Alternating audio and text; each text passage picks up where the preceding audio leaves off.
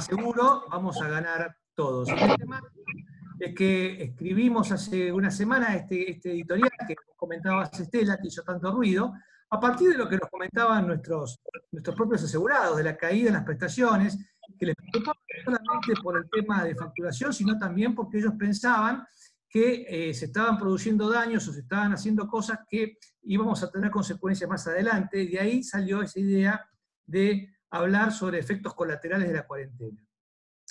Antes de arrancar, yo quiero agradecerle fundamentalmente a Rubén, con quien intercambié muchísima, Rubén Bernucci, de la Clínica San Camilo, muchísima información, pero también quiero hacer una mención especial y un agradecimiento muy especial al doctor Javier Sala Mercado, que es uno de los directores del Instituto Modelo de Cardiología de Córdoba, que yo tuve una reunión el último viernes para que él me diera data científica, él es un investigador. Van a ver muchísimas diapositivas que él compartió generosamente conmigo para dar sustento científico a lo que nosotros poníamos en ese editorial de Noble. Es decir, datos duros que demuestran que tenemos un problema con los otros pacientes. Habiendo dicho esta introducción, yo voy a salir de pantalla para no... para que se concentren en el video, y vamos a concentrarnos directamente en esta charla que se titula entonces Más allá del COVID. Y lo que quiero empezar diciendo, hablando un poquito de, ustedes saben que mi especialidad es la seguridad del paciente, si cabe esa palabra, especialista en seguridad del paciente, y lo que ha ayudado a esta pandemia básicamente es a que los que hacemos seguridad, los que hacemos calidad, nos concentremos en la otra cara de la seguridad, porque durante muchísimos años, durante sus últimos 20 años, hemos visto casi exclusivamente la cara de la seguridad relativa al daño. Es decir, seguridad del paciente es minimizar daños, es minimizar caídas, es minimizar problemas quirúrgicos, es minimizar úlceras, errores de medicación. Pero lo que trae esta pandemia es, nos pone enfrente con la otra cara de la moneda de lo que es seguridad, porque así como es evitar eventos adversos, la seguridad también tiene que ver con la capacidad del sistema de salud, en este caso, para poder sostener las operaciones requeridas, tanto bajo condiciones esperadas como inesperadas. Y esto es lo que se llama resiliencia. Entonces la pregunta que nos tenemos que hacer en este momento es, ¿cuán resilientes somos para poder seguir manteniendo las operaciones requeridas? Está claro que estamos siendo exitosos para disminuir los muertos por la pandemia, por el virus, pero ¿qué tan bien estamos trabajando para disminuir otros muertos? Y esto tiene que ver con lo que son las 4 funciones de la resiliencia. Tienen que ver con la capacidad de anticipación. Llegado a este punto, ya sabemos que vamos a convivir con esto durante un tiempo largo, y que la cuarentena no puede ser la única estrategia que tengamos, porque tenemos que anticiparnos a todo lo que viene. Tenemos que saber monitorear, es decir, qué indicadores realmente son importantes y cuáles no tan importantes. ¿Qué es lo que vamos aprendiendo a medida que vamos cambiando las cosas? Y por último tenemos que saber responder. Estas 4 virtudes de la resiliencia fueron tan bien resumidas por mi amigo Hugo Guajardo de la Fundación de Seguridad Chilena en la palabra amar. Para ser resilientes tenemos que amar. Por supuesto que complejizando un poco todo esto, cada una de estas funciones requiere ponerle mucha cabeza. Es decir, tenemos que tener en cada una de estas funciones una estrategia, porque la respuesta, en este caso, una cuarentena, tiene que tener algo que la active, algo que la haga finalizar, algunos prerequisitos, tenemos que ver los recursos con los que contamos, cuáles son los controles que vamos a establecer, y el factor tiempo, cómo juega todo esto, porque lo que podemos pensar para 15 días, claramente no lo podemos pensar para un año. Entonces, todo esto obliga a que replanteemos nuestra hoja de ruta y vayamos hablando un poco de qué cosas tenemos que hacer en los próximos meses, en los cuales vamos a convivir con el virus. Esta es una infografía que se ha difundido mucho en estos webinars que se han hecho en los últimos 2 meses, que está atribuida a Víctor Sen, que es un neumonólogo, un terapista intensivo, que la publicó en su Twitter, es un investigador, y que habla de las 4 grandes olas que nos trae este tsunami que estamos viviendo. La primera ola es la mortalidad y morbilidad asociada propiamente al COVID.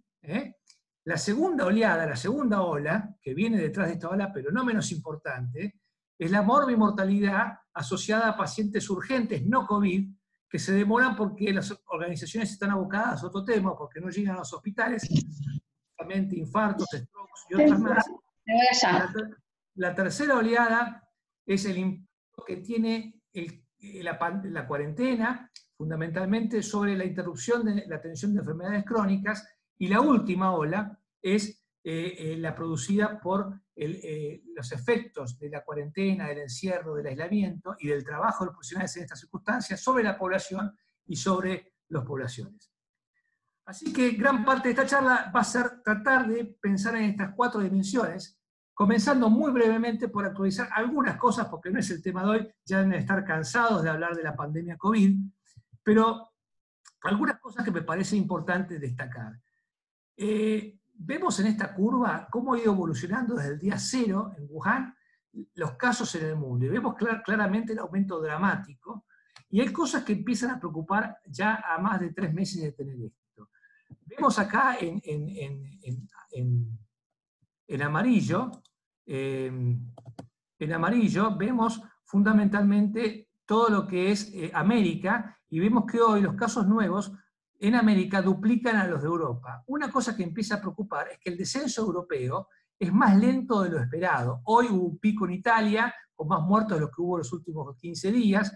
En Corea, por ejemplo, en el sudeste de Asia y el Mediterráneo, viene una curva ascendente, es decir, en Corea hoy se volvió a la cuarentena. Esto nos está diciendo que vamos a tener que empezar a pensar a convivir con este virus, y que no podemos pensar en que esto se va a acabar pronto, porque todos estos indicadores nos hablan de que la cosa se va alargando. Los datos que voy a compartir ahora son datos de cuando preparé esta charla el 25 de mayo. Hoy vienen aumentando todos estos indicadores. Esta es la cantidad de casos diarios en Argentina, que hoy ya llega a más de, el informe de hoy a la mañana, a 13.900, es decir, que desde que preparé la charla a hoy hay un aumento de casi de 40 casos. Argentina, en cualquier indicador que se vea, comparado con la región, tiene buenos indicadores, es decir, ya sea en casos activos. Fíjense que en casos activos Argentina tiene 162 casos activos por millón de habitantes, una performance bastante mejor que Chile, Perú, Brasil, Ecuador, que la región, solamente superada por Uruguay y México.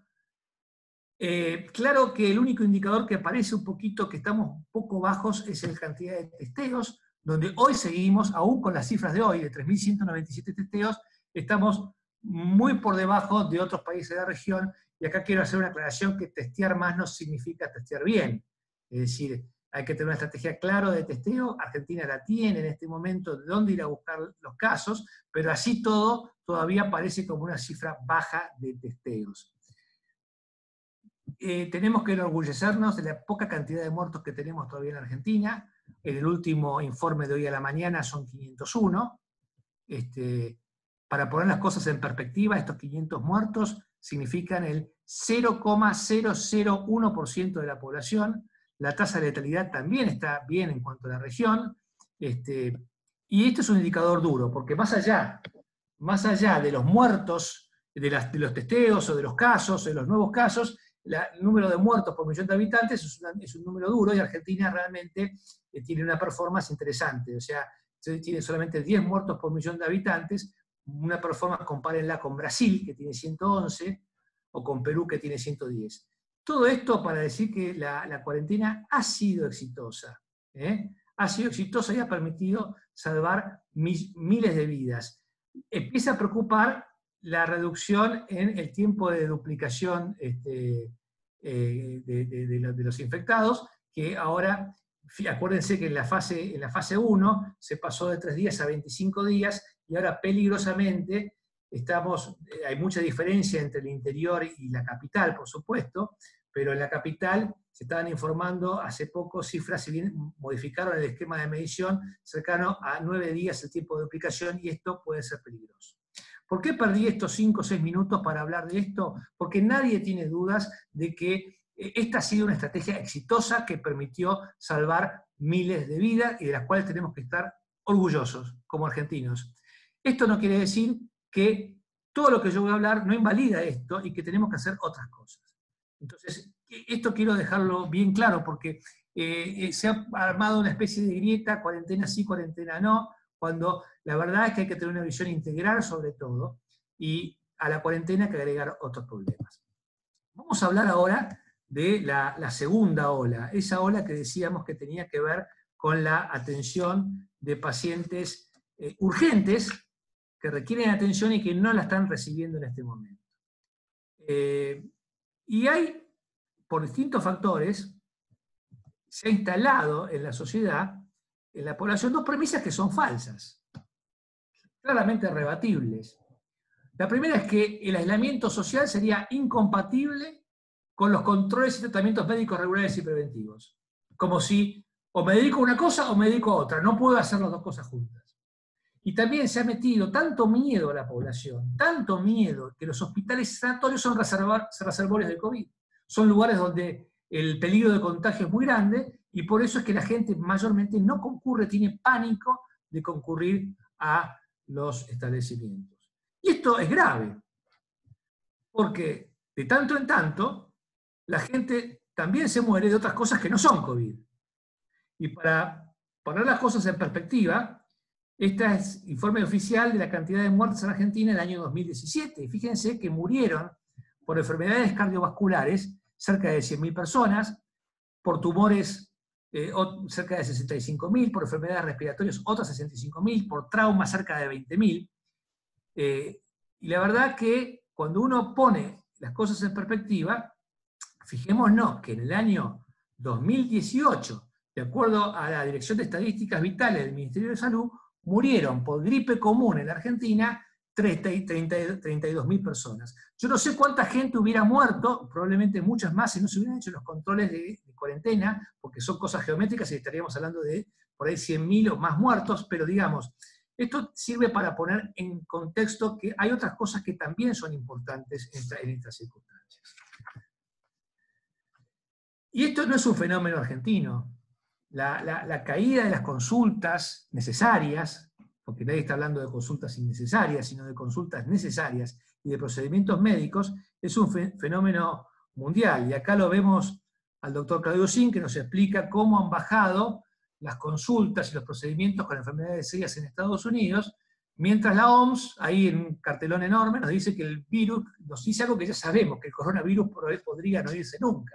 Entonces es mejor que vayamos nos acostumbrando a convivir con este virus hasta que aparezca la vacuna, por lo menos.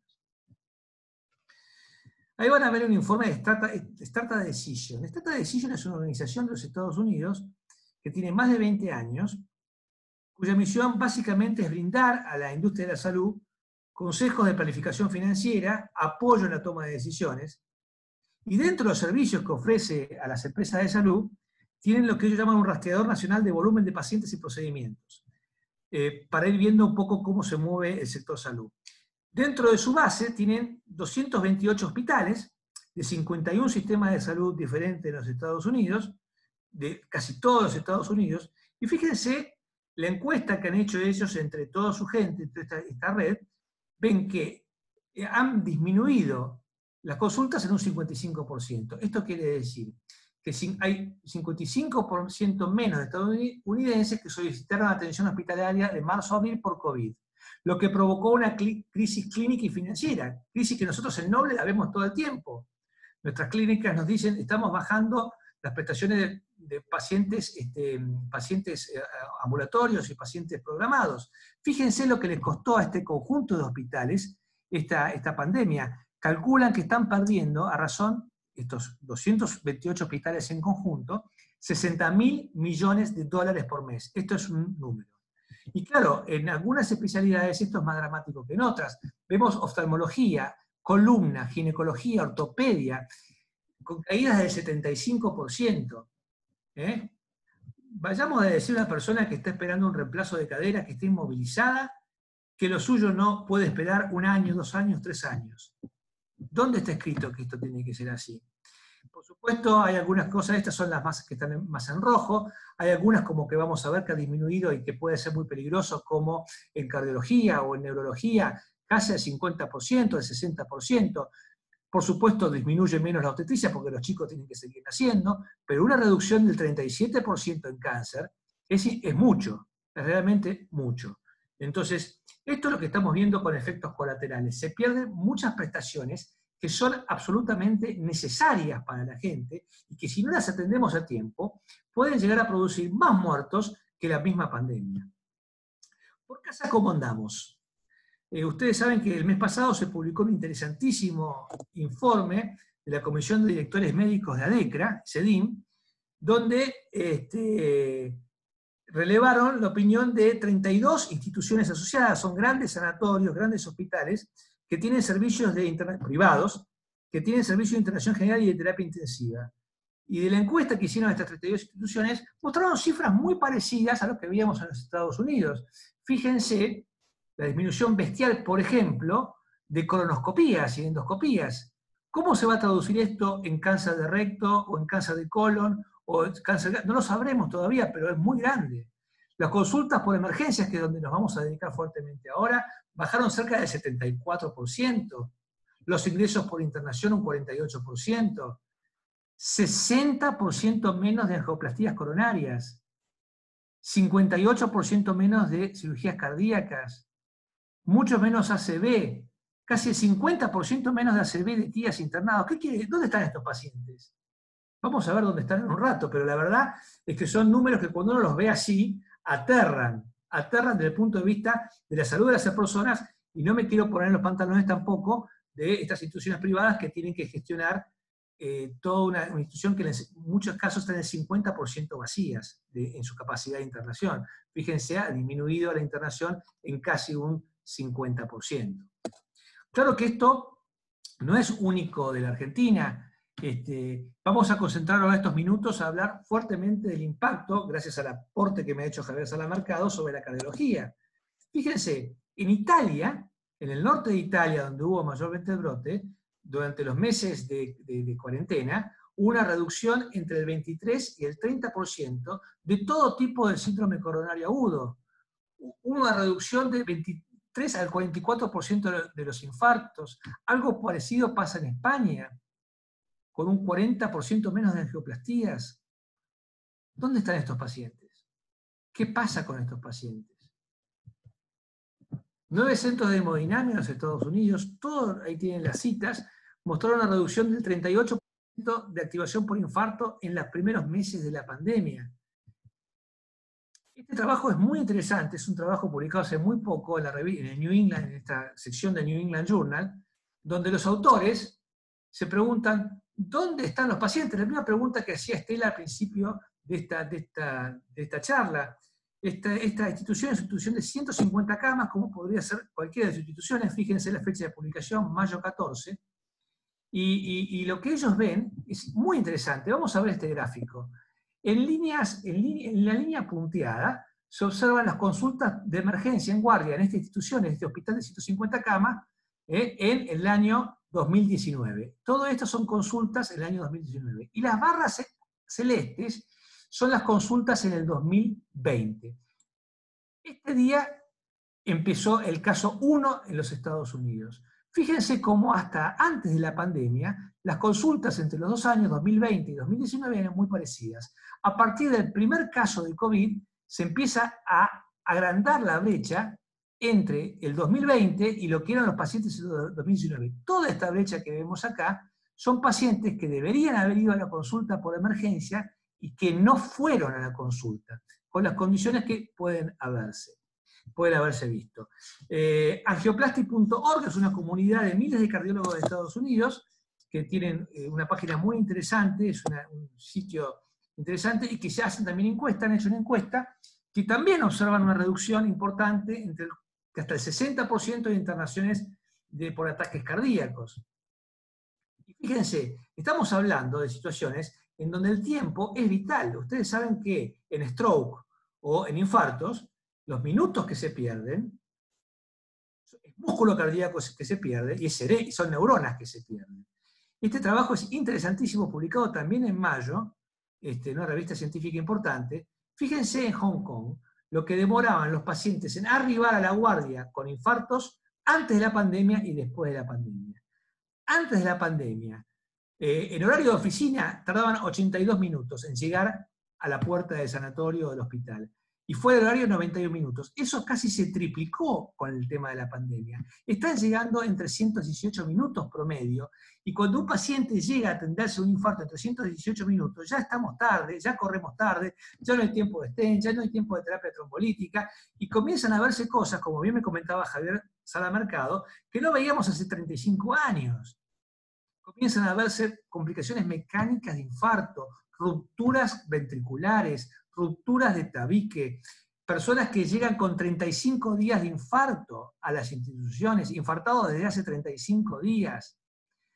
Y esto también significó muertes extrahospitalarias. ¿Dónde están los pacientes? Nos preguntábamos recién. Gran parte de estos pacientes están muertos. Lamentablemente es así. Durante los primeros 40 días de la pandemia en el norte de Italia, aumentó un 58% los casos de paro cardíaco fuera del hospital, comparados con el mismo periodo del año 2019. Esta diapositiva es impactante. Son las llamadas al 911 bomberos por paros cardíacos. Ustedes saben que los paramédicos, el 900 juntan paramédicos, bomberos. ¿Cuántas llamadas recibió el 911 por paros cardíacos extrahospitalarios? Fíjense, en el año 2019, que es la línea celeste, estas son las llamadas por paros cardíacos, y estas son las llamadas por paros cardíacos en el 2020. ¿Cómo se dispara esto? Estas son las muertes por paros cardíacos en el 2019 y en el 2020. Es decir, el Departamento de Bomberos de Nueva York reportó un aumento de 400% de las muertes en el hogar por paro cardíaco entre el 20 de marzo y el 5 de abril. Comparado con el mismo periodo del 2019, fueron 2.200 muertes cuando habían sido 450. Es decir, estamos hablando de casi más de 1.700 muertes más que se produjeron porque no llegan al hospital. Lo mismo vemos en el trabajo de este instituto, lo de memoria, que es el mismo que veíamos recién, donde hasta febrero les llegaban en paro, que no podían hacer nada, 42 pacientes, y con la pandemia 61 pacientes. O sea, aumentó en forma... Estos son pacientes en los cuales no se pudo hacer nada. Y todos estos pacientes eran COVID negativos, para que no se mezclen las cosas. También vieron en el mes de marzo, en ese mismo hospital de 150 camas, que todos los pacientes que llegaron en el mes de marzo en ese hospital llegaron demasiado tarde como para recibir tratamiento antitrombótico para poder resolver el cuadro a tiempo. Es decir, que los efectos colaterales son importantes. Pero para no hablar solamente del mundo, empiezan a ver en la Argentina también algunos trabajos. Y este trabajo fue publicado hace muy poquito, en el último número de la revista Medicine, el número de abril, la revista Medicina, una revista de las prestigiosas de la Argentina, donde gente del Instituto Cardiovascular Buenos Aires, del ICVA, hacen un análisis predictivo, y fíjense, es interesante que lo vayan a buscar, yo lo bajé libremente de internet, pero ellos calculan, en base a distintos cálculos que realizan, que calculan que van a existir 10.500 casos nuevos prevenibles de enfermedad cardiovascular entre abril y octubre, por un menor control de los factores de riesgo, y una caída entre el 40 al 60% del tratamiento de reperfusión, con un 3 al 5% de aumento de mortalidad. Les recuerdo que la mortalidad de enfermedad cardiovascular en Argentina era de 100.000. Es decir, que si estamos hablando de un 5% de aumento de mortalidad, estamos hablando de más de 5.000 muertes, o, como ellos dicen, entre 6.000 a 9.000 muertes evitables. Y esto ha salido publicado. Los medios empiezan a hacerse eco de todo este tema. Ahora bien, es tanta la campaña que se ha hecho para que te quedes adentro, que no salgas, que nos cuidamos, que la única forma de cuidarte es quedarte en tu casa, que te van a controlar, que los pacientes llegan tarde. ¿Y por qué los pacientes llegan tarde? Básicamente porque tienen pánico, se les ha metido pánico a contagiarse. Los hospitales son lugares donde te vas a contagiar, donde son peligrosos, donde va gente infectada. Esta estigmatización que se hace cuando ya vamos a ver que los hospitales están perfectamente preparados para lidiar con esto. Esto no es algo que surja de los hospitales, surge de toda la sobrecarga mediática que hay.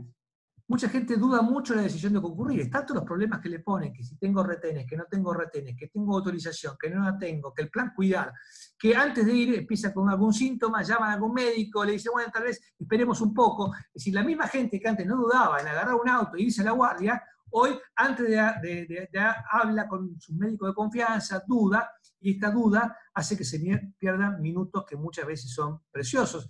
El temor a tener problemas legales, ¿qué pasa si yo tengo autorización? ¿Cómo demuestro que estoy yendo a verme por una dolencia? Los problemas para trasladarse. Muchos centros de referencia son en capital, pero los pacientes son de provincia, tienen que atravesar 3, 4 retenes, tienen miedo de que los frenen y que no lleguen.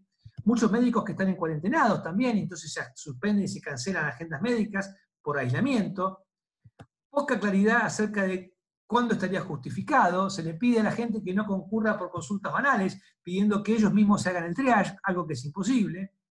Porque claro, cuando arriban hay mucha dificultad operativa en instituciones que durante mucho tiempo han dedicado casi todos sus recursos al COVID, mientras sus camas están vacías, sus quirófanos están vacíos. Esto por ahí no ocurre en el sector público, donde puede ser que se acomode algunos quirófanos como salas, pero digamos, muchas dificultades operativas dentro de las propias instituciones, y una razón importante es porque muchos también terminan minimizando sus síntomas. Es decir, no es importante, consulto después. Entonces, esto también es muy importante saber que la gente dice, bueno, el síntoma no es grave, entonces espero, pero tengamos en cuenta que como vemos en este gráfico, fíjense que casi el 50% de los casos de infarto no tienen el dolor de pecho. La gente tiene sudoración, transpira un poco, algunos tienen solamente dolor de brazo, otros tienen disnea, otros tienen cansancio, es decir, más del 50% de los infartados no tienen dolor de pecho.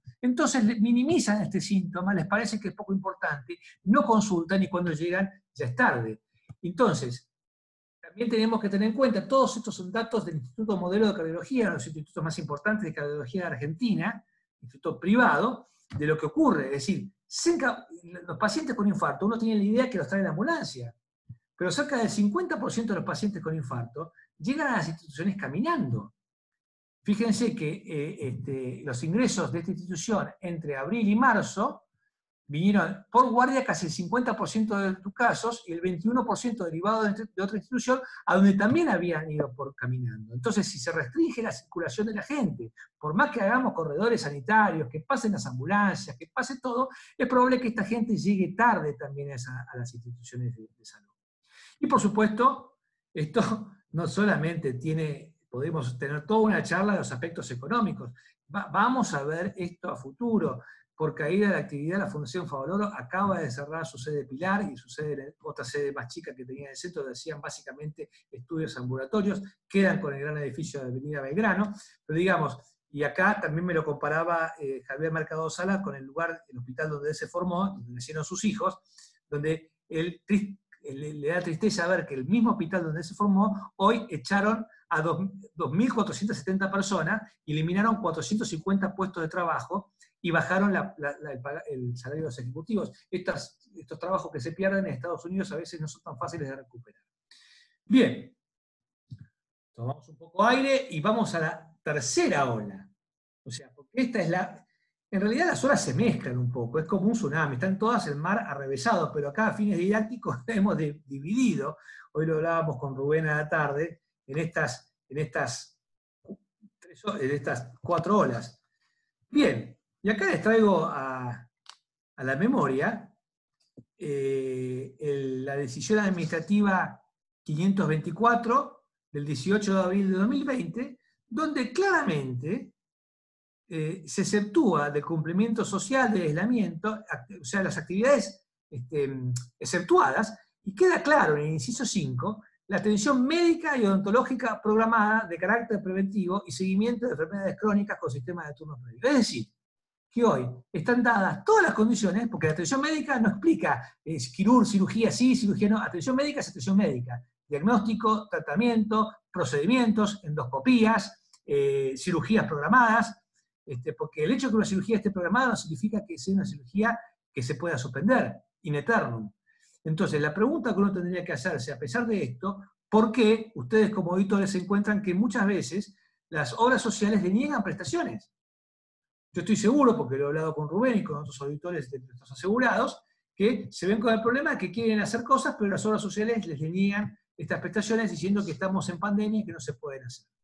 Entonces, hoy por hoy, el impacto de la cuarentena sobre condiciones crónicas es muy importante porque se realizan, como veíamos en la década, como veíamos en Estados Unidos, muchos menos estudios preventivos, hay mucho menos adherencia a los tratamientos, se vacuna menos, se retrasan tratamientos oncológicos. Bueno, todo esto genera un problema sobre la atención ambulatoria de muchísimos pacientes que requieren sí estar atendidos. Y para muestra basta un botón. Fíjense, esto es muy interesante. En mayo, en el mes de mayo, hasta el 7 de mayo, inclusive, en el Instituto Modelo de Cardiología, ingresaron 8 pacientes con diagnóstico de insuficiencia cardíaca aguda. Yo estoy seguro que si hiciéramos esto ahora serían muchos más. Pero vamos paciente por paciente. ¿Por qué llegaron a estos cuadros de insuficiencia cardíaca descompensada? Y fíjense, los pacientes se quedaron sin medicación antihipertensiva, les costó conseguir una receta, no fueron a comprar la medicación, que te saco la foto, que te mando la foto, que la foto por WhatsApp, que la farmacia te la acepta, que sí, que no. Otro se quedó sin diuréticos, otro tenía una angina de pecho atípica de 35 días que no consultó en ese periodo, y cuando consultó ya tenía una insuficiencia cardíaca enorme. Es decir, esto tiene importancia porque la gente no consulta y esta pérdida de control y seguimiento influye. Vamos a hablar un poquito de cáncer, pero no desde el punto de vista del retraso, porque uno puede entender que hoy, sobre todo al principio de la cuarentena, muchos tratamientos quimioterápicos, por temor de la inmunodepresión, etcétera, comenzaron a decir, bueno, esperamos un poco, y se van retrasando, biopsias de mama, bueno, se van retrasando, pero ¿cuánto tiempo más pueden retrasarse estos tratamientos? Es decir, si nosotros estamos pensando que vamos a convivir con esta situación, abriendo y cerrando, haciendo, es decir, es muy difícil esta circunstancia, y no quiere decir que el otro no haya que hacerlo, pero digamos, vamos a ver el cáncer desde el punto de vista de atención primaria. Fíjense este trabajo interesante, publicado en el Lancet, donde es el impacto de la pandemia sobre el diagnóstico del cáncer, y desde la visión de la atención primaria. Fíjense que los programas de detección precoz del cáncer en el Reino Unido representan el 5% de los diagnósticos de cáncer cada año. Y les recuerdo que se morían por cáncer cerca de 65 a 70 mil personas por año. El 5% es mucho. Cánceres que no van a ser detectados a tiempo. Uno diría, bueno, los controles pueden esperar, pero ¿hasta cuánto? ¿Hasta cuánto pueden esperar? Y mucha gente que tiene cáncer, también, como pasaba y como vimos con los enfermos, les parecen, esperan, porque tienen síntomas vagos. Por ahí alguien que tiene un cambio en el hábito intestinal o que pérdida de peso, le parece que es un síntoma trivial, y con todas las dificultades que tienen hoy para acceder a un hospital, reales o percibidas, quiero decirlo, no consultan, y cuando consultan ya puede ser muy tarde. La Sociedad Argentina de Pediatría, ahí vemos a su presidente, ayer lo veía por televisión, muy preocupada también porque han bajado notoriamente las consultas pediátricas.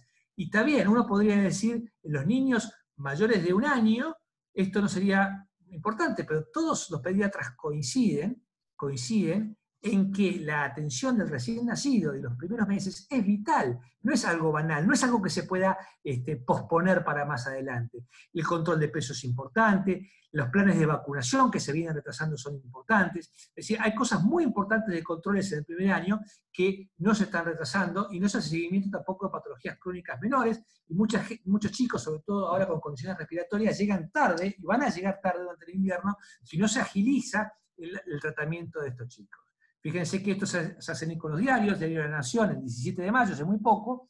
Los pediatras están muy preocupados por todo esto, ¿no? Por temas, y acá vemos un listado, problemas de obesidad, problemas de visión, insomnio, el retraso en el calendario de vacunación, problemas de insomnio, aumento de la violencia familiar, cuadros de abuso infantil, los chicos llegan con cuadros respiratorios o gastrointestinales muy avanzados, e incluso plantean el posible, sin que haya todavía una verificación clara, un posible aumento de muerte súbita por hacinamiento. Bueno, todo esto genera inconvenientes.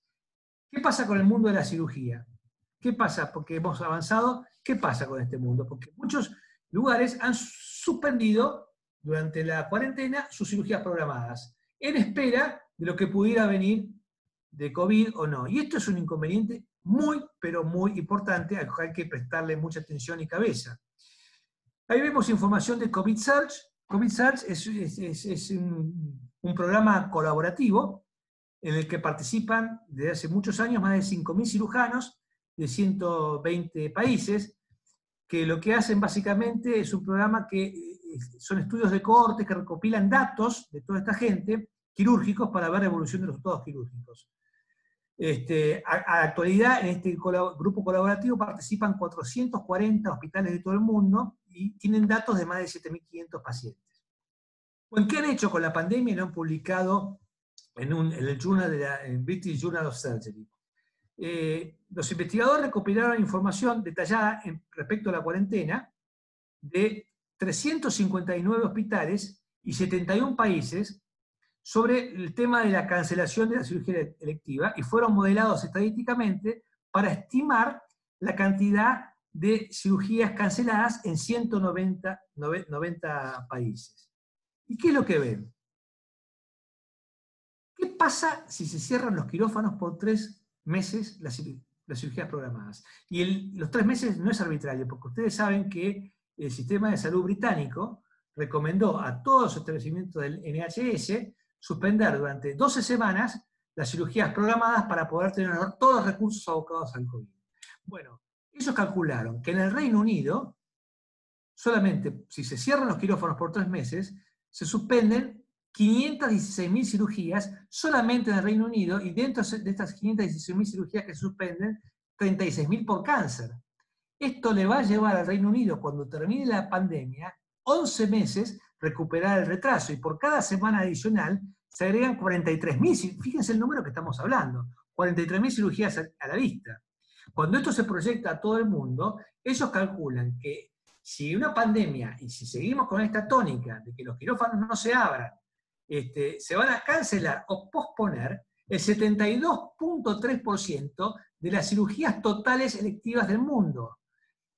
No estamos hablando de cirugías estéticas, estamos hablando de cirugías que son necesarias, porque si yo tengo cálculos en la vesícula, yo no sé en qué momento voy a hacer una colecistitis, yo no sé en qué momento voy a hacer una pancreatitis. Si yo tengo una hernia, no sé en qué momento se va a atascar.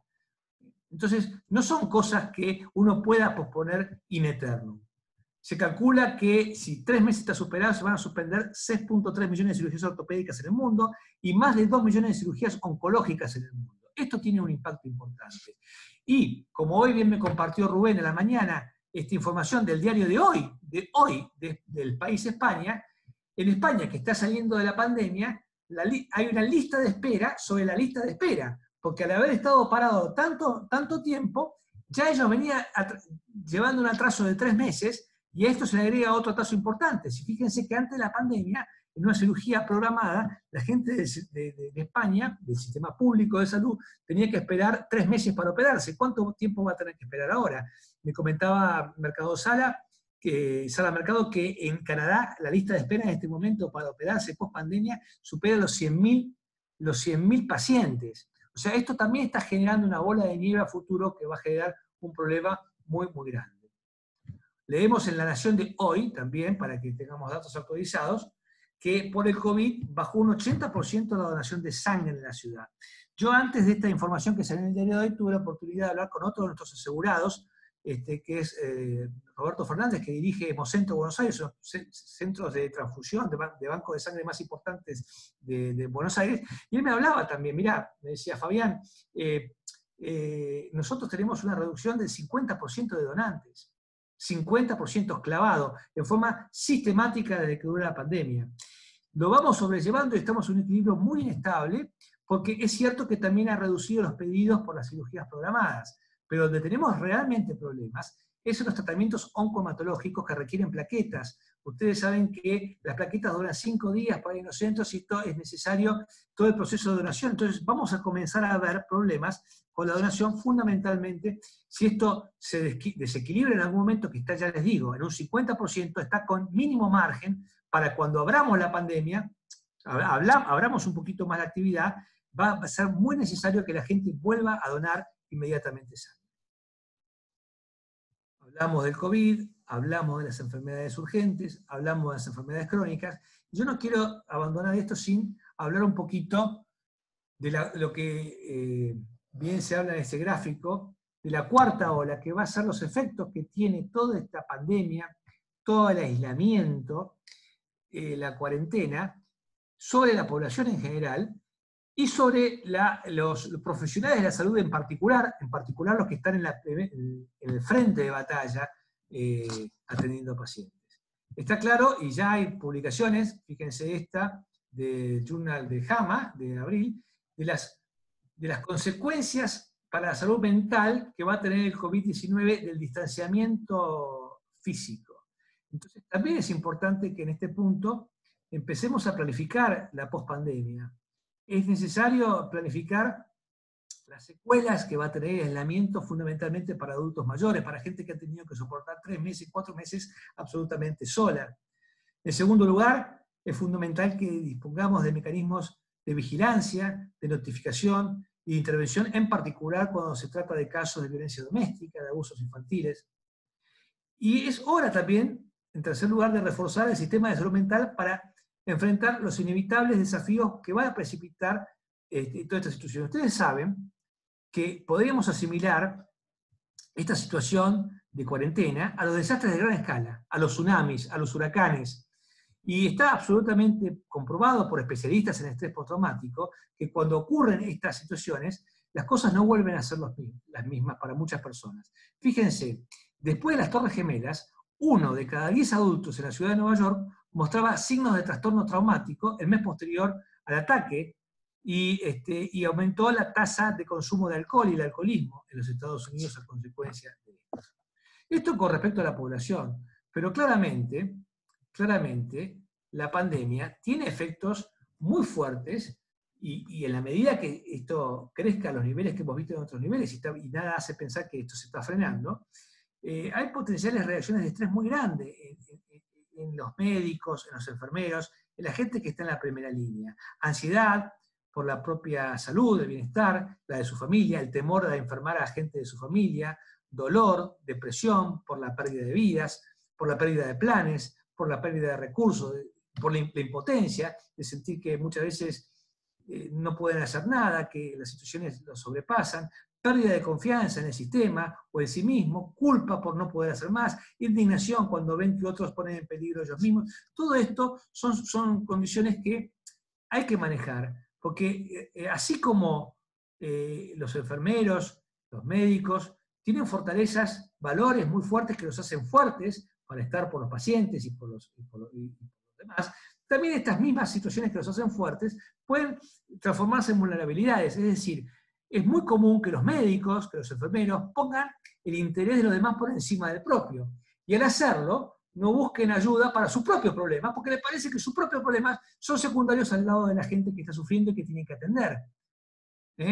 El compromiso que tienen para cumplir con la tarea asignada, esta capacidad para trabajar sin quejarse, ir para adelante, puede hacer que tengan culpa y duelo más difícil cuando ven que mueren gente, o que no adviertan síntomas significativos del sufrimiento de sí mismo. Por eso es muy importante todo lo que sea las técnicas de autocuidado, porque la gente, hay muchos obstáculos a esto, ¿no? O sea, el médico enfrentado en esta situación a veces se siente, como vemos en el dibujo, Superman, que puede hacer más de lo que puede, que puede trabajar 24 horas 7, que puede ir de un lado a otro, y realmente esto es importante tenerlo muy en cuenta, porque si no vamos a caer en situaciones de burnout que ya empezamos a ver en algunos profesionales, con agotamiento emocional, con la sensación de falta de realización de que su acción no significa nada, que no puede hacer nada, y la despersonalización, que es la última etapa del burnout, cuando los pacientes empiezan a verse como un conjunto de síntomas y signos y no se ve la parte humana de la atención cuando uno está absolutamente sobrepasado, y entonces se entra en lo que los especialistas llaman una verdadera fatiga de compasión, literalmente es imposible darla. Entonces, en estas circunstancias es muy importante recurrir a los colegas. Son los primeros auxilios emocionales que nos puedan brindar los colegas, son vitales en estas circunstancias, porque muchísimas de las personas que están sometidas a trauma se las arreglan, pero otras están muy mal y no buscan ayuda. Y existen evidencias que un manejo temprano, estos que yo llamo, o que se llaman primeros auxilios emocionales, estas recorridas que pueden hacer con psicólogos que los ayuden, puede ser muy efectiva para evitar situaciones de estrés postraumático posterior. Y esto tiene que ver con el concepto de segundas víctimas, acuñado por Wu en el Johns Hopkins hace más de 20 años, y que también lo sigue Sue Scott de la Universidad de Missouri, donde habla que la mayoría del apoyo se da a nivel local, con los colegas, con la gente de tu servicio, que te puede apoyar, y son menos los que requieren realmente información, apoyo profesional. Y esto a veces es difícil, porque los tiempos y recursos van de la mano con la capacidad de autocuidarse y apoyo. En lugares donde hay poco tiempo, pocos recursos, hay poca capacidad de autocuidarse, poca capacidad de apoyo, y por ende aumenta muchísimo el estrés y el burnout. Entonces esto es una balanza muy difícil a veces de manejar. Y claramente es difícil implementar soluciones porque cuando vemos el tema de manejo de estrés en pandemia para los profesionales de salud, hay 80.000 recursos, hacer yoga, hacer ejercicio, pero la verdad es que la gente es muy distinta y lo que convendría en estas circunstancias es tener un paquete de acciones en la cual las personas elijan de este paquete qué es lo que tienen que hacer. Voy a apurarme porque estoy excediendo el tiempo, pero claramente hay factores que ayudan en esto. La gente que trabaja tiene que sentirse segura desde el punto de vista físico, desde el punto de vista psicológico. Los líderes tienen que transmitir calma en sus mensajes, tienen que sentir que se los está llevando a un lugar más seguro, tienen que sentir una conexión con su servicio, con su hospital, una conexión humana con sus familias y con la sociedad. Tienen que tener un sentido de autoeficacia, en el sentido de que sienten que si hacen las cosas que tienen que hacer van a poder atravesar esta circunstancia. Por último, tienen que tener esperanza, que para algunos será un optimismo natural, para otros estará vinculado a una visión más religiosa, más espiritual, y para otros la esperanza se limita a saber que las cosas van a estar ahí, los insumos van a estar ahí cuando se requieran. Estos son factores muy importantes para que se pueda manejar el estrés creciente, más allá de todos estos consejos que vemos acá y que habrán estado cansados ustedes de escuchar durante la pandemia, es decir, monitorear el propio ritmo, la sensación de generar alianzas, de armar estos grupos colaborativos que armamos en WhatsApp, donde resolvemos problemas, donde intercambiamos recursos, la importancia de descansar, de controlar, y fundamentalmente de centrar los esfuerzos en lo que está a nuestro alcance y de ciertas situaciones que no se pueden cambiar, fomentando un espíritu de fortaleza, de paciencia, de tolerancia y de esperanza. Yo he dado otras charlas de esto, que es mucho más larga, les permito recomendar esta página de Segundas Víctimas, de un grupo español, Segundas Víctimas, que trata este tema en mayor profundidad.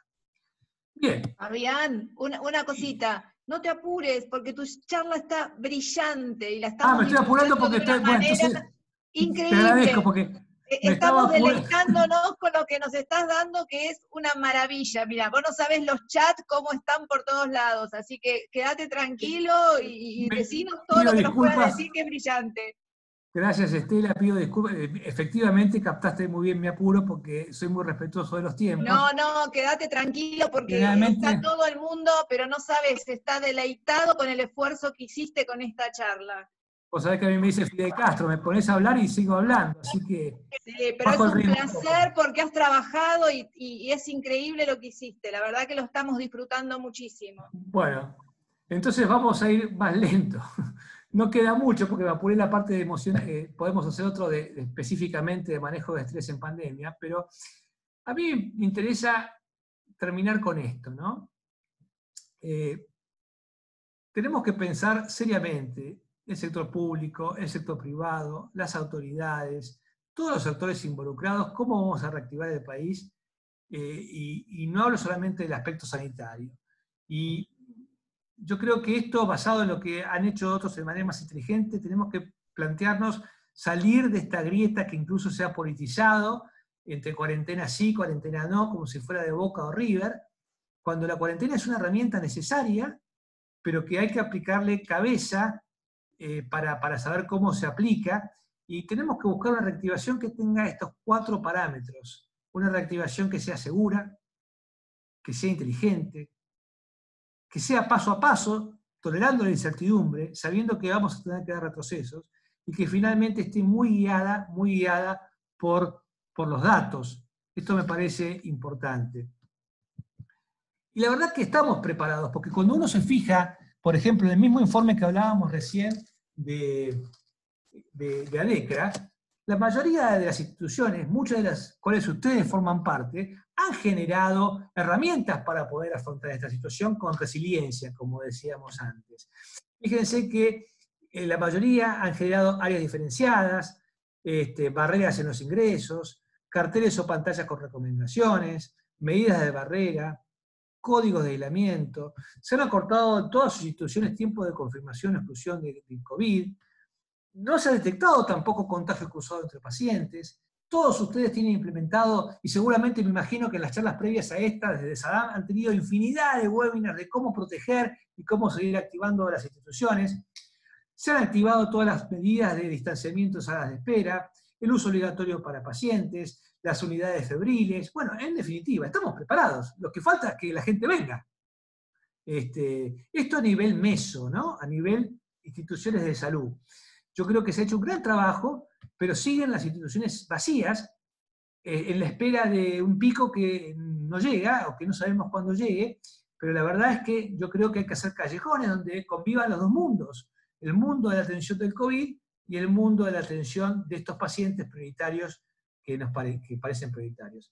Y por supuesto, a nivel macro, muchas de estas cosas se están haciendo, tener en cuenta las prioridades, es decir, claramente tenemos que trabajar para proteger a los más vulnerables. Hoy los más vulnerables son los lugares de emergencia, los barrios populares, como se les dice ahora, porque se decía Villa Miseria, le hemos puesto ese mote, pero en realidad son lugares con condiciones donde son muy difíciles, se les pide que se laven las manos y no tienen agua. Entonces, estos lugares son claramente, estábamos viendo hoy, estos últimos días, lo de las últimas barrios en el conurbano, en el barrio 31, con un 60% de positividad. Entonces estamos hablando de situaciones grandes. Entonces, aumentar testeo en los focos, o sea, claramente hoy hablábamos que Argentina tiene bajo nivel de testeo, pero no se trata de testear a tontas y locas, sino de testear como se debe testear, sabiendo que el test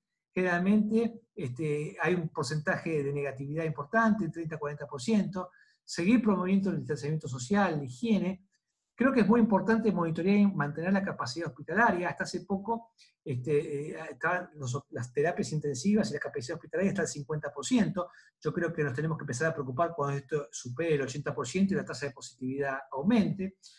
Mucha campaña, bueno, estamos llenos de campañas de concientización de COVID, pero creo que tenemos que hacer mucha más campaña, las asociaciones científicas, los hospitales, para que la gente vuelva con seguridad, con tranquilidad a los hospitales para controlarse. Y bueno, todas estas cosas de control, sin entrar en estigmatizaciones, de aislar los focos de la manera inteligente, pudiendo testear ahí, pudiendo hacer estas cosas. Yo creo que estas cosas son muy importantes a nivel... Y por supuesto, hay indicadores más importantes que otros para la toma de decisiones. Ustedes saben que el número de test en sí mismo no implica mayormente nada. Hay lugares que han testeado miles de personas y tienen muchos más muertos que nosotros. Sí importa dónde se hacen los tests y la tasa de positividad. Ustedes saben que la OMS ha establecido que una tasa de positividad mayor al 10% es peligrosa, idealmente debiera ser del 8%. En los últimos barrios, donde los barrios populares, los barrios de emergencia, las tasas de positividad llegaron hasta el 60%. Entonces, si nosotros llegáramos a tasas de esa magnitud, con las camas de terapia intensiva muy llenas, ustedes saben que, imagínense lo que sería tener 15% de positividad con un 80% de camas de terapia intensiva ocupadas. Claramente ahí tendrías que cerrar la cuarentena mucho, pero estamos lejos de esa situación, con lo que digo que hay que ir monitoreando día a día cómo se afloja y se ajusta para poder hacer esto. El R0, la tasa de reproducción de un virus, que es la cantidad de gente que contagia a otros, el tiempo de duplicación de casos, que vimos que cuando se pasó de la fase 1 de la cuarentena pasó de 3 a 25 días, hoy es muy distinta en las distintas provincias, pero en Capital está bajando peligrosamente. Estábamos en 12, veíamos hace poco, hubo reportes del 9 y del 6,6% en la duplicación, si bien se modificó, como bien informó el ministro Fernán Quirós, que se modificó la forma de contar, con la cual es difícil. La tasa de letalidad es importante, pero tiene que ver con la cantidad de testeos que haces y de positividad. El famoso pico, que no sabemos si lo vamos a tener en algún momento, porque se aplasta. Uno diría, he escuchado el indicador, que un indicador importante de medir era la cantidad de muertos que se produjeron en los últimos 12 días versus los muertos que se produjeron en los 12 días anteriores, ese sería un indicador importante. La movilidad de la población, hoy la movilidad de la población está cerca del 75%, en un momento llegó a ser el 10%, tendríamos que lograr que haya un alto índice de movilidad con una baja positividad o solamente concentrada en lugares, y por supuesto mantener las camas de terapia intensiva con un cierto rango. Yo creo que estamos exagerando por ahí, a veces pasa que no sabemos en cuánto tiempo se llenan, y cuando se llenan son por 3 semanas, esto hay que monitorearlo día a día, pero hoy todavía pareciéramos tener un cierto margen en esto, que no lo tendríamos si las camas de terapia intensiva estuvieran más llenas. Al día de ayer había de 8.500 camas de terapia intensiva que tenemos en el país, que se han ampliado a más de 9.000, solamente 203 pacientes internados COVID. Es decir, todavía hay un margen importante para seguir atendiendo a esas enfermedades y también a los casos COVID que vayan llegando. Bien, y llego al final con una frase que me pareció muy atinada, muy al caso, de Marie Curie. Ustedes saben que el miedo es lo peor que te podemos tener, ¿no? Yo me acuerdo, yo tengo 56 años y viví el nacimiento del HIV-Sida y el desconocimiento, la gente no se animaba a darle un beso a otro, un abrazo, un saludo, no tomaba del mismo vaso. El miedo paraliza, el miedo neurótico paraliza. Entonces tenemos que tener un miedo lógico, un miedo que active los mecanismos de defensa, pero que no se exagere. Y como dice Marie Curie, no hay que temer a nada en la vida, solo hay que tratar de entenderla. Y ahora, en este momento de pandemia, que digo yo, es el momento de tratar de entender más para que podamos temer menos. Bueno, yo les agradezco esta enorme paciencia, voy a poner, si puedo, la cámara para volver a hablar con ustedes, y si tenemos tiempo de discutir algunas cosas, yo no lo sé. Estela. Sí, Fabián, bueno, primero, no tenemos palabras para la charla que nos diste, brillante, excelente, no sé cómo nombrarlo. No vale porque sos amiga, no vale. ¿Eh? No vale porque sos amiga. No, Fabián, la verdad que has hecho un trabajo, pero brillante. Mira, la gente, ahora después sobre el final vamos a hablar, la gente está tan agradecida. Ahora le vamos a dar la palabra a Rubén, porque él va a intervenir también, y después vamos a dejar que hagan algunas preguntas, ¿te parece? Dale, gracias por el tiempo. Gracias a vos, Esta charla puede ser con la ayuda de muchos amigos que tengo, gracias a ellos. Es brillante, brillante. Rubén, ¿querés tomar la palabra vos? Dale. Ante todo, gracias Fabián. Realmente es difícil poder agregar algún bocadillo más a todo lo que nos comentaste o lo has ilustrado. Pero sí, me parece que recalcar desde lo asistencial algunos conceptos que vos vertiste y algo que estuvimos un poco hablando hoy a la tarde. Yo, obvio, en mi base de cardiólogo y por mucho tiempo también dedicado a lo que es prevención y lo que es la gestión, un poco lo que te mencionaba, es preocupante realmente esto que vos decís de lo que quedó de lado o quedó atrás. Y recuerdo una frase allá del 2008 que empieza a fomentarse con mucho peso de la OMS, acerca de la pandemia oculta. La pandemia oculta para ellos, por muchos años, trataron de divulgarlo, el concepto de las enfermedades crónicas. En el año 2018, o sea, hace 2 años, la OMS publica un documento vinculado con la enfermedad crónica y habla que el 71% de las muertes están vinculadas a nivel global con enfermedades no transmisibles o las enfermedades crónicas, que obviamente las consideramos como las cardiovasculares, el cáncer, las enfermedades respiratorias y la diabetes. Ahora bien, dentro de todas estas existen claros factores de riesgo que están vinculados con el sedentarismo, con dietas no acordes, con a veces falta de adherencias a los tratamientos, con tratamientos a veces no oportunos, con cuidados no adecuados. Obviamente también asociados con impactos de pobreza, con ansiedad, estrés, con situaciones que a veces no son las habituales. Por años, en esos conceptos, en lo que en materia de prevención, cada una de estas enfermedades crónicas hemos trabajado de cada uno de los servicios, fomentando cuidados, alertas, seguimientos, controles, tratando de que la adherencia y los seguimientos sea parte de un control. En un momento determinado, con un antes y un después, la pandemia aniquiló años de seguimiento, de cuidado, de tratar de contener y sostener una comorbilidad que todos sabíamos que iba en incremento, en aumento, y que lo podíamos de alguna manera u otra controlar porque había ciertos factores que podíamos modificar. Entonces, vuelta al punto este crítico donde vos decís, el famoso iceberg que siempre usamos, la pandemia toma la punta del iceberg, debajo del agua quedó un escenario enorme de peso, que son las enfermedades no transmisibles. Y en esto que vos también mencionás, una población enorme vinculada con esta necesidad, con esta situación de acceso, quedó con temor, con descuido, con falta de control, en muchos casos con pérdida de tratamientos adecuados.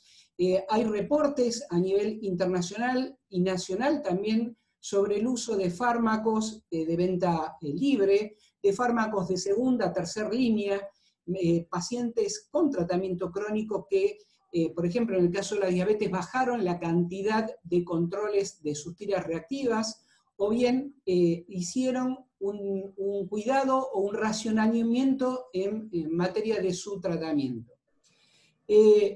Paralelamente a esto, la pandemia, ¿qué condiciona? Aislamiento, condiciona ansiedad, estrés, condiciona dietas que no son acordes. Claro, el aumento del consumo del delivery que tuvimos en relación a los alimentos cada vez más pobres en relación a nutrientes. O sea, todas situaciones que favorecen o empeoran las condiciones de las enfermedades no transmisibles o enfermedades crónicas.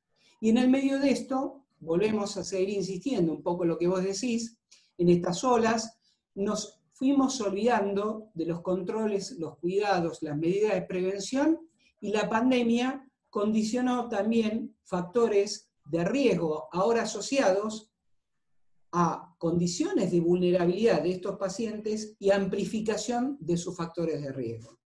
Entonces, el efecto claramente de dominó se va a traducir probablemente en un tiempo que empecemos a ver que pacientes nos lleguen tarde o que pacientes empiecen a agravar situaciones que nosotros en los consultorios, en nuestros equipos de salud, veíamos como situaciones controladas.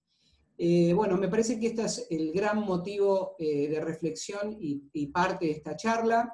También un estudio me parece muy interesante del Reino Unido, que plantea de que este concepto de la pandemia ya en una situación macroeconómica que ellos habían tenido en el año 2008, tuvo un comportamiento totalmente distinto según el escenario del país.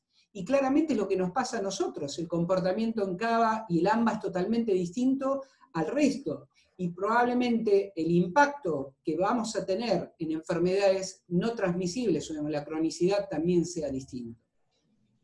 Bueno, no tengo mucho más para agregar. Dejo a Estela a ver si surgen algunas consultas en relación al público. Obviamente te estoy sumamente agradecido por la posibilidad, por este intercambio que hemos tenido, y gracias, obvio, a todos los que han participado de esta charla, que para mí, como parte de un grupo dentro de una institución, es sumamente enriquecedora. Gracias, Rubén. Si alguien quiere hacer alguna pregunta, dejamos algunas preguntitas, 5 preguntitas, levanten la mano o lo hacen por el chat. A ver. ¿Tenés una pregunta? Sí, pero una pregunta en el chat. Sí. Decila, Lela. Te lo digo. Sí, sí. En el mientras tanto, quiero agregar un pequeño dato que a veces pasa desapercibido, también de un estudio publicado vinculado con salud mental. Un poco lo que reflejaba Fabián recientemente, obviamente que los profesionales de salud son un grupo vulnerable, pero la pandemia, vinculado con el temor, con la infodemia que no podemos olvidar, ¿no? De esta también sobreexposición que hemos tenido, la primera pandemia que vivimos en tiempo real y que el mundo estalló en concepto y donde muchas personas han quedado pegadas al sistema al televisor. Eso ha generado y genera estados de ansiedad, depresión, angustia y ansiedad, y los grupos vulnerables o más vulnerables no solo son las personas mayores que están en esto, sino también chicos, adolescentes, y obviamente un grupo que tiene de base enfermedad mental, que se ven amplificada y se tornan mucho más vulnerables en esta condición, la cual debemos tener como presente, como una deuda probable que tengamos en un tiempo corto a resolver, ¿no? Gracias, Rubén. Un concepto que me parece importante antes de cerrar es, esta charla no es una charla anti-cuarentena. Claro. La cuarentena ha sido exitosa, es una herramienta exitosa, tenemos que estar orgullosos de la cuarentena, de lo que ha logrado la cuarentena. Estamos, o sea, lo que yo digo es, estamos siendo exitosos, porque no se sabe el final, tenemos que ser también exitosos en el manejo de otras enfermedades. Debemos convivir con las dos cosas. De alguna manera tenemos que ponerle cabeza para que las dos cosas, para que no se muera gente del COVID, pero que tampoco se muera gente por cáncer o por infartos. O sea, de eso se trata un poco. Porque si no, volvemos a entrar en el River Boca, anti-cuarentena, pro-cuarentena. Son distintas herramientas que tenés que jugarlas en distintos momentos. Esto tiene que quedar claro, porque si no parece una charla en contra de la cuarentena. Para nada, no es mi intención hablar. No, mirá, respecto de eso, un poco, cuando uno habla desde el punto de vista de seguridad o de gestión de riesgo, uno entiende la gestión de riesgo macro que está vinculado con la pandemia, en lo corporativo y en lo asistencial. Pero paralelamente en este proceso de pandemia existen otras cosas que están vinculadas en lo asistencial o en lo corporativo que uno no puede descuidar. Y esto me parece que es lo fundamental de la charla, y concuerdo con vos. Esto no es a favor o en contra del aislamiento, de la cuarentena o de lo que se hizo, sino de que lo que hemos logrado, lo que se ha hecho, lo que nos hemos preparado, nos tiene también que servir como herramienta para poder ahora, con seguridad, ofrecer una contención a un grupo que requiere y demanda también una accesibilidad para tener continuidad de sus patologías. En realidad, lo que yo quiero agregar, Fabián, que para mí quedó muy claro, vos viniste a contestarnos la pregunta que vos mismos habías hecho en tu editorial, que decía, efectos colaterales de la cuarentena. Los otros pacientes, ¿dónde están? ¿Y cuáles pueden ser esos efectos colaterales? Y vos le pusiste números, o sea, no les vimos las caras a los pacientes, pero vimos los números, vimos dentro de qué grupo están, tomamos una cruda realidad de un grupo importante de pacientes y de gente que está más allá de la cuarentena y que sigue y que existe y que necesita atención. O sea, quédate tranquilo que creo, y lo creo, y hemos quedado anonadados con los datos que has aportado, que entendimos muy bien de qué número de pacientes hablamos, de qué tipo de patologías, y que tenemos que prestar atención y que tenemos que estar muy, muy atentos, porque justamente lo que nosotros, cuando hablamos al comienzo, para preparar esta charla y todo, decíamos, está bien, todo el mundo habla de la pandemia, y habla del COVID, y es lo que nos pasa, pero como que abajo de la alfombra tenemos todo esto que vos nos mostraste, y que requiere atención. Y creo que en este punto esta charla fue excelente, nos ha dejado anonadados con los números, los valores. Pregunta. Pregunta, Sí. por favor. Yo Sí. quiero saber si hay alguna forma de revertir esta situación, o si se está hablando con el Ministerio de Salud, medio como que lleve la voz cantante en esta grave situación que se está produciendo por efecto del coronavirus. Mirá, yo no lo sé porque, bueno, mi posición siempre es desde una compañía de seguros, interactuando con nuestros asegurados y relatando lo que veo. Si vos me preguntás mi opinión personal, yo creo que hay mucho trabajo de sociedades, ¿no? O sea, de sociedades. Eh, eh, Tienen que salir las campañas. No vemos campañas para que se controles de mama, no vemos campañas fuertes, o sea, todo es COVID. Entonces, y por supuesto diálogo, o sea, así como ocurre con otras áreas de la Argentina, donde los epidemiólogos han permitido salvar tantas vidas, hay otras dimensiones que también hay que convocar a la gente para que vos tengas una visión un poco más abierta. Está claro que lo que han hecho ha permitido evitar miles de muertes, no sabemos hasta cuántas, podrían ser muchas por COVID. Ahora, ¿qué vamos a hacer por nosotros? Yo creo que un trabajo de sociedades científicas, este trabajo que se publica en la revista Medicina, empezar a tener evidencia, ¿no? O sea, porque hasta ahora vos fijate que son todas proyecciones. En la medida que esto avance, una cosa es hablar de proyecciones, incluso vimos son proyecciones, tenemos que empezar a tener números, ¿viste? Así como en Argentina. ¿Cuántos más murieron? ¿Cuál es la mortalidad agregada? O sea, esto lo va a dar el tiempo. Lamentablemente va a ser uno de los indicadores que yo mostré ahí, es la mortalidad. Es decir, si en todos los meses de mayo se mueren tantas personas, este mes de mayo se murieron tantas más. Y ese también te va a dar un indicador de qué es lo que estamos haciendo mal. Creo que hay que tener más indicadores y como te dije al final, hay que pensar en una cosa que sea una reactivación de la salud, que sea paso a paso, que sea inteligente y que sea segura y que sea guiada por datos. Todavía hoy discutimos los indicadores, o sea, tenemos que tener claro desde cuál va a ser nuestra brújula para abrir, cerrar. Yo claramente diría, bueno, qué sé yo, te pongo un ejemplo, lo discutíamos. Disculpame que te hago una pregunta. Sí. Ahí tienen que trabajar fuertemente el sector público y privado a la vez. Por supuesto. De hecho, en el COVID lo están haciendo, para el COVID lo están haciendo. Hay coordinación, cierta coordinación, digamos. Por supuesto que es que la definición de público y privado es un problema siempre, ¿no? O sea, porque vos tenés un sistema de salud con tantos subsectores que genera un problema importante. Pero claro, la articulación privada-pública, el documento de ADECRA, ahora que lo veo a José Batistón ahí, es un documento fantástico, que tiene que estar más difundido porque es una muestra de 32 sanatorios importantes, privados, donde realmente se ha logrado un documento que yo no sé si ha tenido la difusión que merece. Esa es una forma también de luchar. Cuando vos ves el documento de ADECRE y ves que han bajado un 80% de las endoscopías, yo tendría que ver a la Sociedad de Cáncer, de Oncología, diciendo, muchachos, hagamos campaña, vuelvan a hacerse las endoscopías.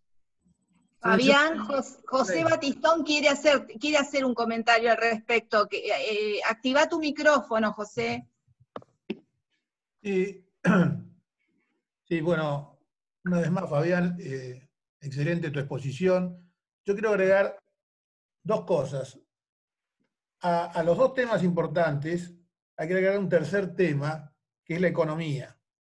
O sea, no podemos descuidar un tema tan serio como es el deterioro económico que estamos teniendo, sobre todo a nivel de nuestra población, teniendo en cuenta que desgraciadamente tenemos una gran cantidad de población informal y por sobre todas las cosas, todo lo que es las pequeñas pymes y los pequeños negocios, eso es algo que de alguna forma tenemos que ver cómo poder mitigar eso, que puede ser algo más que agrave la situación. Y el segundo tema, que ya está totalmente fuera del tema en sí, es al doctor Rubén Bernuccio, decirle que se vaya ya de su oficina, que se ponga ropa de calle, que debes estar ahí desde las 7 de la mañana, por un lado te felicito, pero por otro lado, Rubén, empezá a escuchar parte de lo que dijo Fabián hoy. Nada más. Gracias. Bueno. Tenemos hacer una pregunta también, Estela. Patricia, sí, Patricia. que querías así ya, después lo liberamos, pobre. Estaba pobre levantando la mano para no molestar, para no interrumpir. Quería adherirme a mucho de lo que dijo Rubén recién hace un rato y a la preocupación del sector de sanatorios. Los sanatorios se la están pasando realmente muy mal. La ocupación está por debajo del 50% ya hace 2 meses. Los profesionales médicos no están cobrando honorarios, porque obviamente la mayor parte de ellos, digamos, su retribución es a través de honorarios. Y tenemos, si hiciéramos, digamos, en un análisis más abierto a el análisis de la mortalidad en Italia, por ejemplo, comparada mes a mes, 2019-2020, y la composición de la mortalidad, está fundamentalmente formado por personas con 2 comorbilidades o 3, con lo cual, esto que bien decía Fabián y volví a decir Rubén, ¿dónde están los demás pacientes? Porque en realidad esas 2 comorbilidades o una, hoy no se están atendiendo. Estaba hablando hace un rato con un sanatorio en el interior y me dicen, no me están autorizando las obras sociales, cirugías para paciente oncológico. ¿Cuál es el motivo por no autorizar las obras sociales? Es decir, hay una no coincidencia del objetivo de la población en general detrás del problema del coronavirus. Me parece que estamos exagerando esto. Sí, Patri, todo eso que vos decís, Fabián lo dio al principio, lo que pasa es que vos lamentablemente no podías entrar, no podía entrar. Y él lo dio, todo eso que vos decís, lo dio, pero tal cual, pero creo que hay coincidencias, se cae de Maduro, son cosas importantes para atender. Bueno, el trabajo de la sociedad de auditoría es muy importante, creo yo, porque ustedes también tienen un espectro enorme de instituciones y hay que llevar esas voces. Sí. En lo positivo, no estamos luchando contra una cosa, sino queremos empezar a trabajar. Los quirófanos tienen que empezar a moverse.